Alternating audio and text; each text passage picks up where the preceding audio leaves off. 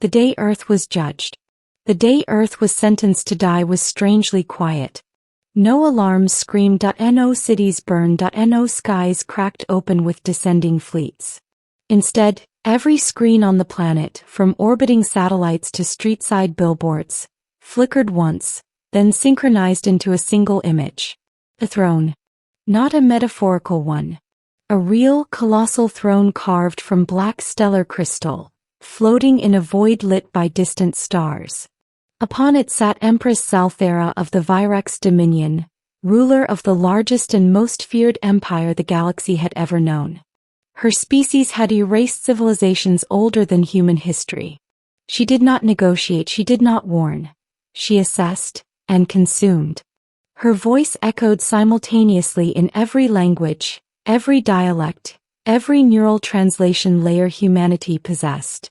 Species, human, expansion rate, unacceptable, technological volatility, extreme, psychological unpredictability, catastrophic.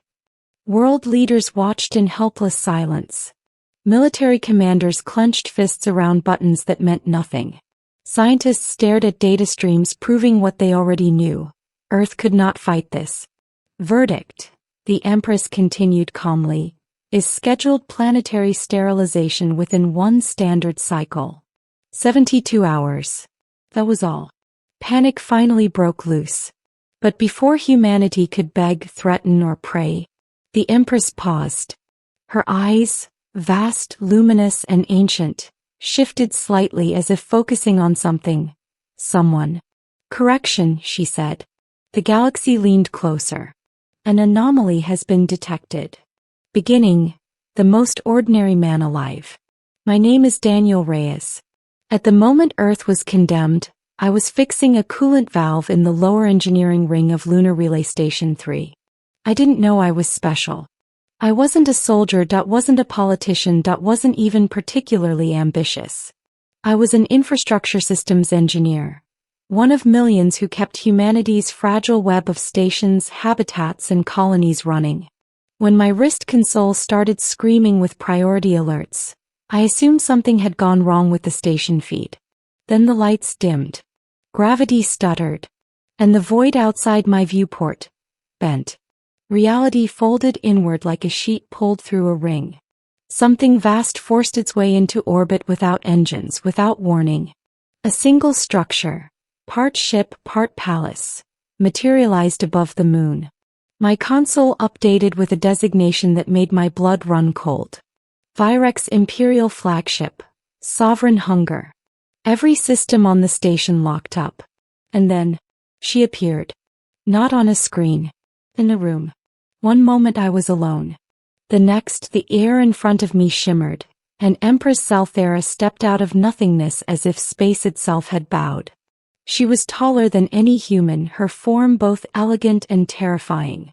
Skin like polished obsidian veined with slow-moving crimson light. 4 eyes, each one sharp enough to feel like a blade. A crown that hovered, alive with restrained power. I stumbled backward, heart hammering. She looked around the maintenance bay with mild curiosity.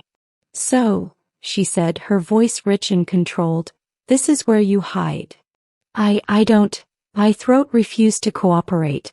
Your Majesty, I think you're in the wrong. Her gaze snapped to me. The universe seemed too narrow. No, she said softly. I am exactly where I should be. Middle. The Empress who watched humanity. Salthera circled me slowly, her presence pressing against my thoughts like deep water. You are Daniel Reyes, she said. Human. Age 34. No genetic distinction. No political authority. No recorded acts of violence. That's accurate, I managed. Yet you have altered probability fields around you repeatedly, she continued. Small acts. Unnoticed.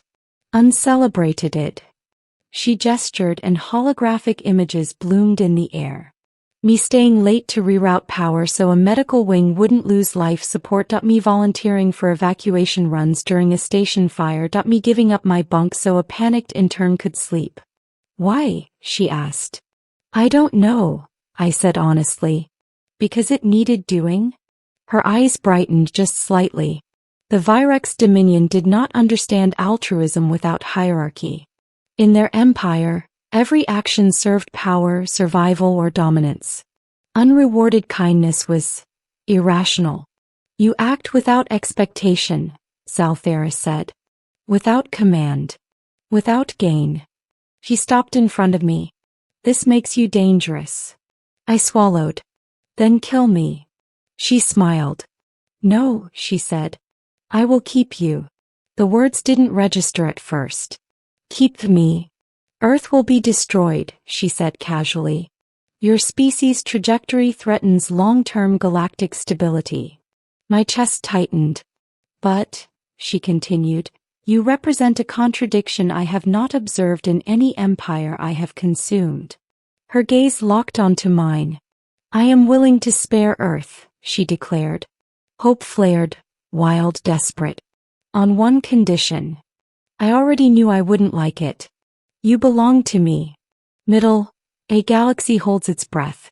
The declaration was broadcast. Unfiltered. Across Earth.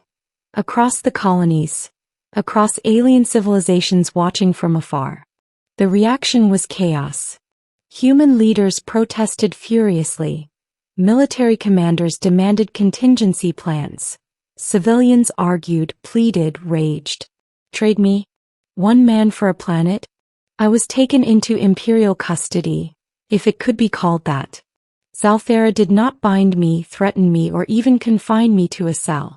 Instead, she placed me in a chamber that overlooked the stars, vast and quiet. You may refuse, she said, standing beside me. Earth will die. Simple. Plain. Horrifying. Why me? I asked quietly. She considered the question. Because empires rot, she said. Mine most of all. I turned to her. The Virex Dominion spans a third of the galaxy. You rule trillions. And I am alone, she replied without hesitation. Surrounded by obedience. Starved of sincerity. Her voice softened. My people fear me. My generals worship me. None would ever choose me without compulsion. She looked at me. You would. I shook my head. You don't know that. I know probability, she said. And I know choice terrifies you more than sacrifice. He was right. Earth didn't need a hero. It needed a bargaining chip. And I was it. Middle. The weight of belonging. Days passed aboard the Sovereign Hunger. I saw the Dominion. Its rigid hierarchies. Its brutal efficiency. Its absolute order. Entire species reduced to tributaries. Peace enforced through fear. Salthera ruled personally. Not cruelly but without mercy.